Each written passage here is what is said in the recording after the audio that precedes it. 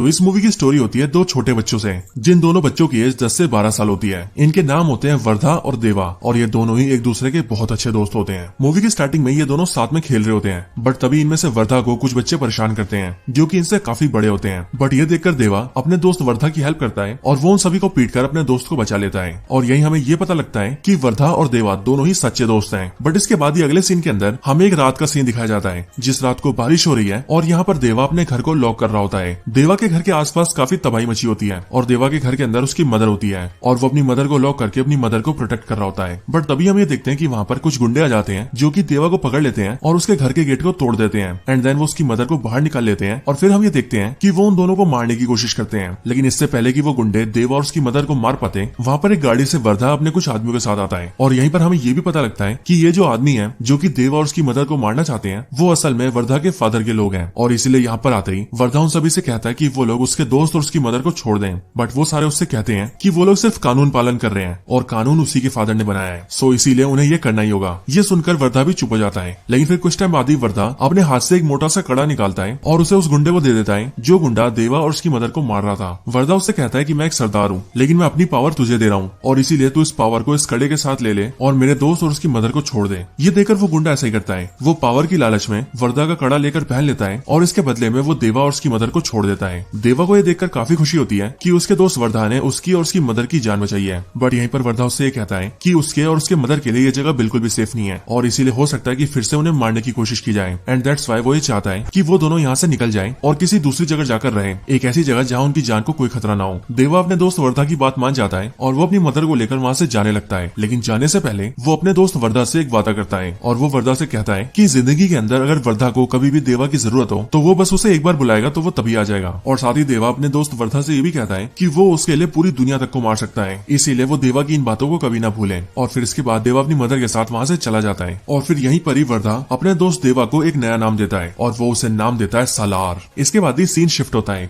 और हम कुछ बहुत ही खतरनाक गुंडों को देखते हैं। यहीं पर ये लोग किसी की ट्रैकिंग कर रहे होते हैं और तभी ये लोग उसे ट्रैक करके ढूंढ लेते हैं और फिर हमें पता लगता है कि जिसे ये लोग ट्रैक कर रहे थे वो और कोई नहीं बल्कि श्रुति हसन है। ये सारे गुंडे श्रुति हसन का पता लगते ही जल्दी से उसके बारे में अपने सुपीरियर्स को बताते हैं और फिर हम ये देखते हैं कि जो इनके सुपीरियर्स हैं वो बहुत ही बड़े गैंगस्टर्स हैं और वो ना सिर्फ बहुत पावरफुल हैं बल्कि उनके हाथ में कंट्रोल भी बहुत ज्यादा है। श्रुति हसन के बारे में पता लगते ही वो सुपीरियर गैंगस्टर्स अपने सारे लोगों को ये ऑर्डर्स देते हैं और सबको ये बताते हैं कि ये श्रुति हसन उसकी बेटी है जिसे हम मारना चाहते हैं, यानी कि हमारा दुश्मन। लेकिन अब क्योंकि इसकी बेटी यहाँ इंडिया आ रही है सो इसीलिए इसकी इंडिया आते ही हमें इसे उठा लेना है। और फिर इसीलिए ये बोलकर वो सुपीरियर गैंगस्टर्स अपने सारे लोगों को उसकी फोटो भी भेज देते हैं। बट फिर इसी टाइम पर श्रुति हसन के डैड को इस बारे में पता लगता है कि उसकी बेटी इंडिया जा रही है और क्योंकि वो खुद इस टाइम पर न्यूयॉर्क में होता है इसीलिए वो इंडिया में अपने एक आदमी को फोन करता है और उससे कहता है कि वो श्रुति हसन का ध्यान रखे और उसे उसके दुश्मनों से बचाए और उसे किसी तरह से उसे एक आदमी के पास पहुंचा दे, क्योंकि सिर्फ वही है जिसके पास मेरी बेटी सेफ रह सकती है। वो आदमी ऐसा ही करता है। वो श्रुति हसन के इंडिया आते ही उसे जल्दी से किडनैप कर लेता है और उसे सीधा असम ले जाता है और असम में एक स्कूल टीचर के घर पे छोड़ देता है और स्कूल टीचर को ऐसा विश्वास दिला देता है कि वो लड़की एक टीचर है जो कि उसके स्कूल में पढ़ाना चाहती है। और फिर यहीं पर हमें पता लगता है कि वो स्कूल टीचर और कोई नहीं बल्कि देवा की मदर है, यानी कि देवा और उसकी मदर काफी सालों से यहाँ पर रह रहे हैं। और इसके साथ ही यहीं पर एंट्री होती है हमारे हीरो सालार की। अब ये आदमी श्रुति हसन को यहाँ पर इसीलिए लाया होता है क्योंकि श्रुति हसन के फादर को ये पता था कि वो गैंगस्टर जो कि उसकी बेटी को ढूंढ रहे हैं वो पूरे देश में उसकी बेटी को कहीं भी पकड़ सकते हैं, लेकिन एक ही ऐसा आदमी है जो कि उसकी बेटी को बचा सकता है और वो है देवा। और इसीलिए उसने अपनी बेटी को यहाँ पर रखवाया है ताकि वो कुछ दिन यहाँ पर छुप कर रहे और जैसे ही मामला ठंडा हो वैसे ही वो अपनी बेटी को लेकर यहाँ से चला जाए। और फिर इसीलिए श्रुति हसन यहाँ पर एक टीचर बनकर रहने लगती है। लेकिन फिर कुछ ही दिनों बाद उस सुपीरियर गैंगस्टर्स के कुछ गुंडे श्रुति हसन को असम के अंदर भी ढूंढ लेते हैं और इसीलिए वो लोग अपने सुपीरियर्स को ये बात बता देते हैं कि वो लड़की भी असम में छुपी है। इसके बाद इस स्टोरी के दूसरे सीन के अंदर हम एक अंग्रेज को देखते हैं जो कि इंडिया के एक आदमी से डील करता है और उसे कहता है कि उसके पास ट्रक भर के गन्स है जो कि उसे इंडिया से नेपाल पहुंचाना है, वो भी पुलिस से बच के। और फिर इसीलिए उस अंग्रेज ने जिससे बात की होती है वो आदमी भी सीधा उन सुपीरियर गैंगस्टर्स के गुंडों से बात करता है और उनसे कहता है कि वो इस ट्रक को इंडिया से नेपाल पहुंचाए। जिसके बाद ही वो सारे गुंडे उस ट्रक के सारे कंटेनर्स के ऊपर एक स्पेशल स्टैंप लगा देते हैं जो स्टैंप देखने में एक मॉन्स्टर जैसा होता है और वो लोग अंग्रेज से कहते हैं कि इस स्टैंप को इस पूरे देश के अंदर कोई भी नहीं रोक सकता और फिर इसीलिए वो लोग उसके ट्रक को ले जाने लगते हैं। थोड़ी देर बाद हमें ऐसा दिखता भी है, क्योंकि जैसे ही ट्रक थोड़ा आगे जाता है वैसे ही बहुत सारे पुलिस इस ट्रक को घेर लेती है। लेकिन जैसे ही पुलिस इस स्टैम्प को देखती है वैसे ही पुलिस भी वहां से भाग जाती है और ट्रक को जाने के लिए कहती है। और फिर हमें पता लगता है कि ये स्टैम्प जिस भी आदमी का है वो बहुत ही डेंजरस और पावरफुल है, इतना ज्यादा कि उससे पुलिस और सरकार भी डरती है। सुपीरियर गैंगस्टर्स का जो गुंडा इस ट्रक को ले जा रहा होता है उसे ही अपने सुपीरियर्स का फोन आता है, जो लोग उससे कहते हैं कि अभी जो वो ट्रक को नेपाल लेके जा रहा है वो काम वो बाद में करें, लेकिन उससे पहले वो आसाम जाए, क्योंकि वहां पर उनके कुछ आदमियों को वो लड़की मिल गई है जिसे वो ढूंढ रहे थे और इसीलिए वो ये चाहते हैं कि उस लड़की को जल्द से जल्द उनके पास ला जाए। इसके बाद फिर वो सारे गुंडे मिलकर जल्दी से आसाम जाते हैं और श्रुति हसन को पकड़ लेते हैं। बट इसी टाइम पर देवा और उसकी मदर भी वहां पर होते हैं और इसीलिए वो लोग ये देखते हैं कि वो सारे गुंडे मिलकर श्रुति हसन को वहां से ले जा रहे हैं। एंड दैट्स व्हाई देवा की मदर देवा से कहती है कि वो जाकर उस लड़की की मदद करें, जिसके बाद देवा अपना असली रूप दिखाता है और वो सारे गुंडों को बड़ी जल्दी पीट देता है। साथ ही साथ देवा उस ट्रक के ऊपर भी अटैक कर देता है जिस ट्रक के अंदर स्टैम्प वाले कंटेनर्स लगे थे। बट ये देखते ही जिस अंग्रेज का वो सामान होता है वो अपने आदमी से कहता है कि आखिरकार तुमने तो ये बोला था कि इस पूरी कंट्री के अंदर इस स्टैम्प लगे कंटेनर्स को छूने की भी हिम्मत किसी में नहीं है, तो फिर आखिरकार ये कौन है जिसने हमारे कंटेनर्स को उड़ा दिया। लेकिन फिर इतना पूछने के बाद ही उसे ये जवाब मिलता है कि जिस आदमी ने इन स्टैम्प्स को बनाया है वो आदमी यही है, यानी कि देवा। और फिर यहीं हमें भी ये पता लगता है कि देवा की हिस्ट्री के अंदर कई सारे बड़े राज छुपे हैं। लेकिन इधर ही इसी मौके का फायदा उठाकर जो आदमी श्रुति हसन की हेल्प कर रहा था वो उसे एक गाड़ी में बिठाता है और उसे वहां से दूर ले जाता है ताकि वो सेफ रह सके। लेकिन वहां से थोड़ा आगे जाते ही रास्ते में ही श्रुति हसन उस आदमी से कहती है कि आखिरकार ये सब चल क्या रहा है, मेरी कुछ समझ नहीं आ रहा। आखिर ये गुंडे कौन है जो कि मेरे पीछे पड़े हैं, ये सब मुझे मारना क्यों चाहते हैं, आखिर ये सारे गैंगस्टर्स है कौन और ये देवा कौन है और उसे देवा के पास ही क्यों लाया गया था। श्रुति हसन के इन सारे सवालों को सुनकर वो आदमी उससे कहता है कि वो जानता है कि उसके मन में कई सारे सवाल हैं और इसीलिए वो एक एक करके इन सारे सवालों के जवाब देने वाला है। वो आदमी अपनी कहानी को शुरू करता है और वो श्रुति हसन से कहता है कि इन सब की शुरुआत हजारों साल पहले हुई थी। हजारों साल पहले 3 कबीले हुआ करते थे, जिन 3 कबीलों के नाम थे मन्नार, शोयांग और गरियांग। और वैसे तो इन तीनों कबीलों के लोग डाकू थे जो कि जंगली तरीकों से लूटपाट किया करते थे, लेकिन एक्चुअली में वो बहुत ही पावरफुल और खूंखार भी थे। लेकिन फिर उसके कुछ टाइम बाद ही उन तीनों कबीलों ने मिलकर अपनी एक जगह बनाई और उस पूरी जगह को उन्होंने नाम दिया खानसार। और फिर वो तीनों कबीले मिलकर अपने इस पूरे खानसार शहर को रूल करने लगे।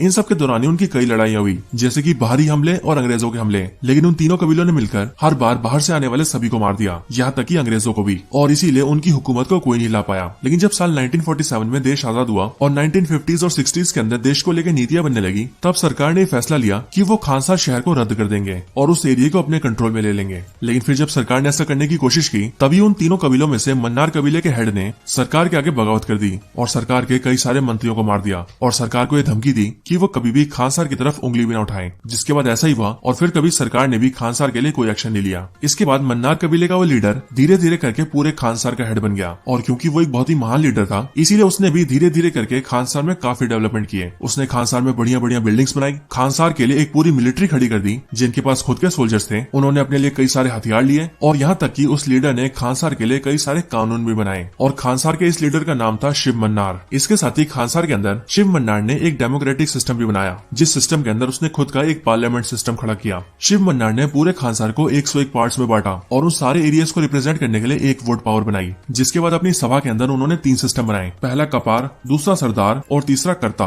और इन तीनों के लिए अलग अलग कड़े बनाए गए। इस पूरी सभा में कपार की संख्या 62 थी, सरदार की संख्या 8 और कर्ता की 1। सभी कपार को एक वोट पावर दी गई, जिसे रिप्रेजेंट करने के लिए उन सभी को एक पतले कड़े भी दिए गए जो कि इस बात को रिप्रेजेंट करते थे कि वो सभी कपार हैं। अगली बारी सरदार की तो एक सरदार को 3 वोट पावर्स दिए गए और इसीलिए 8 के 8 सरदारों के पास 3 वोट पावर्स हैं, जो कि मिलकर बनती है 24 और उन्हें रिप्रेजेंट करने के लिए इन सभी को मोटे कड़े दिए गए। लेकिन फिर आखिर में आता है कर्ता, जिसे मिले 15 वोट पावर्स और इसीलिए इसका कड़ा भी सबसे मोटा है। और अपने इस पूरे सिस्टम के अंदर शिव मन्नार खुद कर्ता बना, जो कि सबसे ज्यादा वोट पावर्स के साथ पूरे खानसार को लीड करेगा। इस पूरे सिस्टम से खानसार के सारे लोग बहुत खुश थे और शिव मन्नार बहुत बेहतर तरीके से खानसार को रूल करते थे। लेकिन फिर कुछ टाइम बाद ही नेचुरल रीजंस की वजह से शिव मन्नार की डेथ हो गई। लेकिन फिर शिव मन्नार के मरने के बाद तीनों कबीलों ने और पूरी सभा के सारे सदस्यों ने मिलकर ये फैसला लिया कि अब से शोयांग कबीले के हेड को ही खानसार का कर्ता बनाया जाएगा, जिसके बाद वही खानसार को लीड करेंगे। बट ये बात शिव मन्नार के बेटे राज मन्नार को बहुत बुरी लगी और इसीलिए उसने शोयांग कबीले के हेड को मार दिया ताकि वो कर्ता न बन पाए। और इसके साथ ही शोयांग कबीले का कोई भी सदस्य कभी भी उसके खिलाफ बगावत न कर पाए, इसके लिए उसने ये ऑर्डर्स जारी कर दिए कि शोयांग कबीले के सारे लोगों को मार दिया जाए, जिसका मतलब ये था कि खानसार में रहने वाले 3 कबीलों में से अब एक कबीले को पूरी तरह से मिटा दिया जाएगा। और फिर ये सब करने के बाद राजमन्नार खुद ही खानसार का कर्ता बन गया। साथ ही साथ उसकी सभा से भी कोई उसकी बगावत न करे, इसीलिए उसने अपने परिवार के सदस्यों में से ज्यादातर को कर्ता बना दिया। शिव मन्नार की 2 पत्नियां थी, जिनमें से पहली बीवी से उसे 2 बच्चे थे, जो कि थे ये दोनों, एक बेटा और एक बेटी, जिनमें बड़ा वाला बेटा गरुड़ा है, KGF वाला गरुड़ा। इसके साथ ही दूसरी बीवी से भी इन्हें 2 बेटे थे, जिनमें एक था वर्धा और दूसरा वर्धा का छोटा भाई। और अब अगर आप सभी ने ध्यान दिया हो तो आपको पता लगेगा कि ये वही वर्धा है जो कि देवा का दोस्त है। इसके साथ ही यहाँ पर हमें ये भी पता लगा कि राजमन्नार का बेटा गरुड़ा, उसकी छोटी बहन और उसकी बेटी का पति यानी कि राजमन्नार का जमाई, और साथ ही साथ उसकी पत्नी का भाई यानी कि उसका साला, ये चारों सदस्य उसकी सभा में सरदार थे और उसने अपने परिवार के सदस्यों को यह पद दिया था। लेकिन राजमन्नार ने वर्धा को कोई भी पोस्ट नहीं दिया था। लेकिन ऐसा इसीलिए क्योंकि जब वर्धा छोटा था तभी राजमन्नार ने वर्धा को पोस्ट दी थी और उसने उसे एक सरदार बनाया था। लेकिन अगर आप सभी को याद हो तो मूवी के स्टार्टिंग के सीन के अंदर ही वर्धा अपने सरदार वाला वही कड़ा निकालकर उस गुंडे को सौंप देता है जो कि देवा और उसकी मदर को मारने आया था। और वर्धा की इसी हरकत को देखकर शिव मन्नार उससे गुस्सा हो गया था और इसीलिए उसने उसके बाद उसे कोई पद नहीं दिया था। इन सब के साथ ही राजमन्नार ने अपने रूल करने के साथ ही अपने पिता के बनाए कानून में भी बदलाव किए थे और कुछ कानूनों को बदल दिया था। और एक कानून ये भी बना दिया था कि जो भी ताकतवर हो वो कर्ता से बगावत करके और उसे हरा के या मार के खानसार के ऊपर रूल कर सकता है, यानी कि जो पावरफुल होगा उसी की डोमिनेंस चलेगी। इन सारे कानूनों और अपने तरीकों के साथ मिलकर राजमन्नार ने खानसार के ऊपर 25 सालों तक रूल किया और उसके पूरे राज के अंदर कभी भी कोई कमी नहीं आई। लेकिन फिर एक दिन अचानक से राजमन्नार ये डिसाइड करता है कि उसे किसी जरूरी काम से खानसार से बाहर जाना है। बट फिर इसी टाइम पर राजमन्नार का जमाई उसके पास आता है और उससे कहता है कि उसे अपने बेटे वर्धा को ठुकराए हुए काफी टाइम हो चुका है, लेकिन अब शायद उसे वर्धा को बुला लेना चाहिए। इसके बाद ही हमें देखते हैं कि राजमन्नार वर्धा की बात सुनकर इमोशनल हो जाता है और यहीं पर हमें ये भी पता लगता है कि अपने सारे बच्चों में से राजमन्नार सबसे ज्यादा प्यार वर्धा से ही करता है। और इसके साथ ही जब भी वो वर्धा को देखता है तब उसे अपने पिता की याद आती है एंड दैट्स व्हाई राजमन्नार ये मन बना लेता है कि वो अपने बाद अपने बेटे वर्धा को ही कर्ता बनाएगा। इसके बाद ही राजमन्नार अपनी बेटी को टेम्पररी बेसिस के लिए कर्ता बनाता है और उससे कहता है कि जब तक वो वापस नहीं आता तब तक वो उसकी जगह रहकर रूल करेगी। इसके साथ ही वो सभा के अंदर अपने बेटे वर्धा को बुलाता है और 8 सरदारों में से एक सरदार की पोस्ट लेकर वर्धा को एक सरदार बना देता है। और साथ ही वो ये भी अनाउंस करता है कि जब वो वापस आएगा तब वो अपने बेटे वर्धा को कर्ता बना देगा, जिसके बाद उसका बेटा वर्धा ही खानसार पर रूल करेगा। और फिर इन सब के बाद राजमन्नार जरूरी काम से खानसार से बाहर चला जाता है। बट फिर तभी हम ये देखते हैं कि राजमन्नार का जमाई अपना असली रंग दिखाता है और राजमन्नार ने जिस आदमी की सरदार पोस्ट लेकर अपने बेटे वर्धा को सरदार बनाया था वो उसी आदमी के पास जाता है और उसे बोलकर भड़काने लगता है कि राजमन्नार ने उसके साथ गलत किया है। अब यहीं पर हमें ये बात भी पता लगती है कि ये आदमी उसी आदमी का बेटा होता है जिस आदमी को वर्धा ने बचपन में अपना कड़ा दिया था और अपने सरदार का ओहदा दिया था। और यहाँ पर राजमन्नार का जमाई उसी बात को बोलकर इस आदमी को भड़का देता है और उससे ये कहता है कि अगर वो चाहे तो अपनी पोस्ट को बचा सकता है और इसके लिए बस उसे वर्धा को खत्म करना होगा। वो आदमी अपनी सरदार की पोस्ट को बचाने के लिए वर्धा को मारने के लिए तैयार हो जाता है, जिसके लिए वो तैयारियां भी करने लगता है। लेकिन तभी दूसरी तरफ हमें ये भी पता लगता है कि राजमन्नार के फैसले से उसका बड़ा बेटा गरुड़ा भी बहुत गुस्सा है। अब वैसे मैं आप सबको बता दूं कि मूवी के अंदर इसका नाम गरुड़ा नहीं है। गरुड़ा को इस बात की जलन होती है कि राजमन्नार का सबसे बड़ा बेटा वो है, लेकिन फिर भी राजमन्नार ने उसके होते हुए उसके छोटे भाई वर्धा को कर्ता बनाने का फैसला लिया है और इसीलिए इसके मन में भी वर्धा के लिए घृणा आ जाती है और वो वर्धा को मारने की कोशिश करता है। इसके बाद वर्धा के खिलाफ के सारे लोग एक साथ हो जाते हैं और वो सब साथ मिलकर वर्धा को मारने जाते हैं और वो ये सोचते हैं कि वो सभी वर्धा को मार देंगे जिससे कि वर्धा कभी कर्ता नहीं बन पाएगा और उन्हें भी कभी दिक्कत नहीं होगी। लेकिन फिर तभी ये बात राजमन्नार की बेटी को पता लग जाती है, वही बेटी जो कि टेम्पररी बेसिस पर यहाँ की कर्ता थी, और वो ये जान जाती है कि वर्धा को मारने की कोशिश की जा रही है। अब वैसे तो वो भी वर्धा से नफरत ही करती थी, लेकिन वो ये सोचती है कि उसके फादर ने उसे जिम्मेदारी दी है और इसीलिए अगर उसके राज में कुछ गलत हुआ तो वो अपने फादर का भरोसा खो देगी एंड दैट्स व्हाई वो ये फैसला लेती है कि वो ये सब रोक करेगी। इधर हम ये देखते हैं कि वर्धा के सारे दुश्मन मिलकर वर्धा को मारने के लिए आ जाते हैं और वो वर्धा को मारने के लिए उसे घर से भी निकाल लेते हैं। लेकिन जैसे ही वो लोग उसे मारने वाले होते हैं वैसे ही खानसार शहर के अंदर बहुत बड़ी बड़ी घंटियों की आवाज आने लगती है और हमें पता लगता है कि ये एक सीज फायर है जिस सीज फायर को खानसार का कर्ता डिक्लेयर कर सकता है और यहाँ पर इस सीज फायर को राजमन्नार की बेटी ने डिक्लेयर किया है। इसके बाद ही मीटिंग होती है जिस मीटिंग के अंदर सबको बुलाया जाता है, जहाँ पर राजमन्नार की बेटी वर्धा के सारे दुश्मनों से ये पूछती है कि आखिर वो लोग ये सब क्यों कर रहे हैं। लेकिन इस बात के जवाब में वो लोग ये कहते हैं कि वो लोग जो भी कर रहे हैं वो खानसार के कानूनों के अंदर है और राजमन्नार ने ये कानून बनाया है कि जो भी पावरफुल है वो खानसार के अंदर अपनी डोमिनेंस बना के कर्ता बन सकता है और वो लोग भी वही करने की कोशिश कर रहे हैं। सो इसीलिए उसमें गलत क्या है। बट राजमन्नार की बेटी ये जानती थी कि जो भी होने वाला है उससे उसका फादर कभी खुश नहीं होगा एंड दैट्स व्हाई वो अपने सीज फायर को नहीं हटाती। बट इसी के लिए वर्धा के सारे दुश्मन इस बात का प्रस्ताव रखते हैं कि खानसार के अंदर भी वोटिंग सिस्टम है और इसीलिए सीज फायर होगा या नहीं ये वोटिंग से डिसाइड होगा। सो फिर इसीलिए ये बात तय होती है कि आज से ठीक 9 दिन बाद सभा के अंदर वोटिंग की जाएगी, जिसमें अगर ज्यादा वोट इस बात को लेकर आएंगे कि सीज फायर को लागू होने देना चाहिए तो फिर सीज फायर लगा रहेगा, जिसके बाद कोई भी एक दूसरे से झगड़ा नहीं कर सकता। लेकिन अगर ज्यादा वोट इस पक्ष में आएंगे कि सीज फायर को हटा देना चाहिए तो सीज फायर को हटा दिया जाएगा, जिसके बाद कोई भी किसी से भी लड़ सकता है और उसे मार भी सकता है। जब यह बात बिल्कुल तय हो जाती है कि ठीक 9 दिन बाद सीज फायर को लेकर वोटिंग होगी, तभी वर्धा के सारे दुश्मन यानी कि गरुड़ा और बाकी सारे लोग सभा के दूसरे मेंबर्स को अपनी तरफ करने की कोशिश करते हैं, प्यार से या फिर धमकाकर, जैसे मर्जी। लेकिन उन सबका मोटिव यही होता है कि वो किसी भी तरह से ज्यादा वोट्स को अपनी तरफ कर लें, ताकि वोट वाले दिन इस बात को लेकर ज्यादा वोट आए कि सीज फायर को हटा देना चाहिए, जिससे कि सीज फायर हट जाए और वो लोग वर्धा को मार सकें। और जब ये लोग ये मेक श्योर कर लेते हैं कि वो लोग वोटिंग्स के अंदर सीज फायर को हटवाई देंगे, तभी ये सब मिलकर अपनी खुद की मिलिट्रीज बनाने लगते हैं, क्योंकि एज ऑफ कोर्स खानसार की जो मिलिट्री है वो खानसार के कर्ता के हाथ में है, यानी कि अभी के टाइम पर राजमन्नार की बेटी के हाथ में और राजमन्नार के आने के बाद राजमन्नार के हाथ में। सो इसीलिए ये लोग खुद के गन्स खरीदते हैं, मिसाइल्स, बॉम्ब्स और एक्सप्लोजिव खरीदते हैं और बहुत सारे देशों के रेबल सोल्जर्स को उठाकर ले आते हैं और उनसे अपनी खुद की आर्मी बनाते हैं, ताकि 9 दिन बाद जब ये लोग वर्धा को मारे तब जब उन्हें कोई रोकने आए तो वो उसे भी खत्म कर दें। ये सारी चीजें वर्धा का छोटा भाई और उनके साथी भी देखते हैं और वो लोग भी ये डिसाइड करते हैं कि अगर उन सबको बचना है और इस लड़ाई को जीतकर जिंदा रहना है तो उन्हें भी खुद के लोग चाहिए होंगे और उन्हें भी खुद की आर्मी तैयार करनी होगी। और फिर इसी के लिए वर्धा का छोटा भाई उससे पूछता है कि उनकी आर्मी कहाँ है, वो कब उसे तैयार करेंगे। और फिर इसीलिए वर्धा खानसार से निकलकर सीधा एक जगह जाता है, जो जगह होती है गुजरात के एक छोटे से गांव में, और वहां जाकर वो मिलता है अपने पुराने दोस्त देवा से। वहां आकर वो देवा और उसकी मदर से मिलता है और वो देवा से ये कहता है कि उसे उसकी मदद की जरूरत है। और क्योंकि देवा ने अपने बचपन के दोस्त वर्धा से ये वादा किया था कि वो जिंदगी में जब भी उसे बुलाएगा तब वो उसके लिए हाजिर होगा और जो वो चाहेगा वो करेगा, एंड दैट्स व्हाई देवा वर्धा के साथ चला जाता है। जिसके बाद वर्धा देवा को लेकर खानसार में आता है, बट यह देखकर वर्धा के साथी काफी नाराज होते हैं, क्योंकि उन्हें ऐसा लगता है कि वर्धा पूरी आर्मी बिल्ड करने की बजाय सिर्फ एक ही आदमी को उठाकर ले आया है, जो कि शायद से किसी काम का नहीं है। लेकिन एक्चुअल रियलिटी क्या है ये तो हम और आप जानते हैं, क्योंकि जिस बंदे को वर्धा लेकर आया है वो अकेला ही किसी आर्मी से भी बढ़कर है, क्योंकि वो है सलार। इसके बाद ही सभी लोग तैयार होते हैं और सीधा वोटिंग्स का वेट करते हैं, एंड देन फिर वो दिन आ जाता है जिस दिन सीज फायर के ऊपर वोटिंग्स होती है। बट फॉर्चुनेटली इसी दिन वर्धा का फादर राजमन्नार भी आ जाता है, जो कि खानसार का करता है विद 15 वोट्स। और इसीलिए जब वोटिंग्स होती है तब पहले तो सीज फायर को हटाने को लेकर ज्यादा वोटिंग्स आती है, लेकिन फिर जैसे ही राजमन्नार अपना वोट डालता है वैसे ही उसके 15 वोट्स की वजह से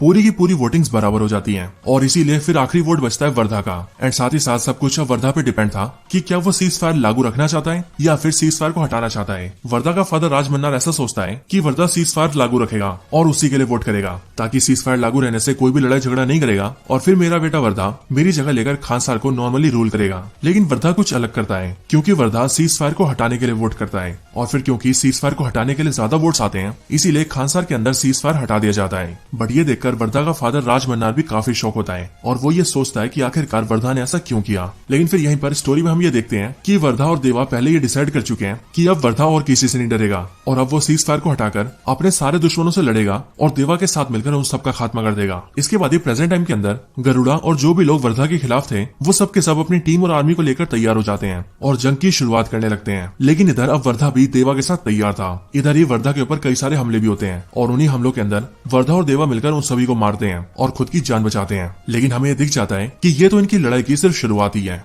लेकिन इधर दूसरी तरफ हम ये देखते हैं कि राजमन्नार अपनी बेटी के साथ होता है, बट तभी उसी टाइम पर एक आदमी राजमन्नार पर अटैक कर देता है, जिस अटैक से राजमन्नार बच जाता है और उसे पकड़कर घायल कर देता है। और जब उससे वो पूछता है कि आखिर वो कौन है और उसने उसके ऊपर क्यों अटैक किया, तब वो आदमी राजमन्नार के सामने एक बहुत बड़ा खुलासा करता है। वो राजमन्नार से कहता है कि वो शोयांग कबीले से है, यानी कि वही कबीला जिस कबीले के हेड को आज से कई साल पहले खानसार का कर्ता बनाया गया था। लेकिन राजमन्नार ने उसे मार दिया था और उसके साथ साथ उसके पूरे कबीले के लोगों को भी खत्म करवा दिया था। बट जब राजमन्नार के आदमी पूरे कबीले के लोगों को मार रहे थे तब उसी टाइम पर उन्होंने अपने कई सारे बच्चों को छुपा लिया था, जिससे कि उन सारे बच्चों की जान बच गई और वो उन्हीं में से एक बच्चा है। इसके साथ ही वो ये भी बताता है कि राजमन्नार का जमाई भी एक शोयांग है और उन्हीं की तरह भी सैकड़ों शोयांग जिंदा है, जो कि कई सालों से युद्ध की तैयारी में है और अब वो राजमन्नार की पूरी सल्तनत को खत्म करने वाले हैं और इस तरह से वो लोग अपने माता पिता और अपने कबीले का बदला लेंगे। इसके साथ ही वो सभी राजमन्नार को ये भी बताते हैं कि हमारे कबीले के जिस हेड को उसने मारा था उसके लोग उसके बेटे और उसकी बीवी को भी मारने गए थे, लेकिन उसके बेटे और उसकी बीवी की जान बच गई। और फिर हमें भी यहाँ पर ये पता लगता है कि शोयांग कबीले के हेड के जिस पत्नी और बेटे की वो बात कर रहा है वो और कोई नहीं बल्कि देवा और उसकी माँ है, यानी कि देवा ही वो बच्चा है जो कि शोयांग कबीले के हेड का बेटा था, यानी कि वही जिसे राजमन्नार ने मार दिया था। मतलब कि देवा के फादर को मारने वाला और कोई नहीं बल्कि उसी के सबसे प्यारे दोस्त वर्धा का पिता राजमन्नार है। साथ ही साथ यहीं पर वो आदमी राज मन्नार से ये भी कहता है कि तुमने हमारे हेड को मारा था, जो हेड खानसार का भी लीडर बनने वाला था, और अब क्योंकि देवा उसका बेटा है इसीलिए अब वही हमारे कबीले का हेड है और रियलिटी के अंदर वही खानसार का असली लीडर भी है, यानी कि खानसार का असली कर्ता। इसके बाद ही राज मन्नार अपनी बेटी से बात करता है और वो बेटी से ये भी कहता है कि वो कुछ टाइम पहले जब खानसार से बाहर गया था तो वो एक बहुत ही जरूरी काम से गया था। असल में उसे एक खबर मिली थी कि खानसार के अंदर से कोई है जिसने बहुत बड़ी मात्रा में गन्स और बॉम्ब्स का ऑर्डर दिया था, और इसीलिए वो ये जानता है कि खानसार के अंदर कोई तो है जो कि खानसार में बगावत लाना चाहता है। और फिर यहीं पर हमें पता लगता है कि राज मन्नार जो भी सोच रहा है वो बिल्कुल सही है, क्योंकि खानसार की एक सभा का ही मेंबर जो कि राज मन्नार के भी काफी करीब है, उसने ही खानसार के अंदर बहुत बड़े पैमाने में बंदूकें, मिसाइलें और बॉम्ब्स को इकट्ठा कर लिया है, और अब वो भी इस तैयारी में है कि वो खानसार के ऊपर अटैक करे। लेकिन फिर यहीं पर ही ये मूवी एंड हो जाती है। अब हालांकि ये मूवी तो यहाँ पर एंड हो चुकी है, लेकिन इसने अपने पार्ट 2 के लिए और आगे आने वाले सीक्वल्स के लिए बहुत बड़ा फ्यूचर खोल दिया है, और अब आगे हम कई सारी बड़ी बड़ी लड़ाइयां देखने वाले हैं। सो मेरे अकॉर्डिंग तो यही होगा कि जो भी हम सभी ने सलार पार्ट 1 सीज फायर के अंदर देखा है वो तो इस पूरी फ्रेंचाइजी का सिर्फ एक ट्रेलर था, क्योंकि असली तबाही आगे होने वाली है। सो दोस्तों यही थी वीडियो सलार मूवी की स्टोरी और उसकी एंडिंग के ऊपर। आप सभी को ये वीडियो कैसी लगी मुझे कमेंट्स के अंदर जरूर बताएं, और अगर आप सभी का कोई और रिकमेंडेशन हो तो वो भी कमेंट्स के अंदर बता सकते हैं। वीडियो पसंद आई हो तो लाइक करें, चैनल को सब्सक्राइब नहीं किया तो अभी कभी सब्सक्राइब करें, वीडियो को शेयर करना चाहते हैं तो ज्यादा से ज्यादा शेयर करें, और आप सभी इसी तरह से हंसते और मुस्कुराते रहें। मैं आप सबसे मिलता हूँ ऐसी किसी और बेहतरीन वीडियो में, तब तक के लिए गुड बाय।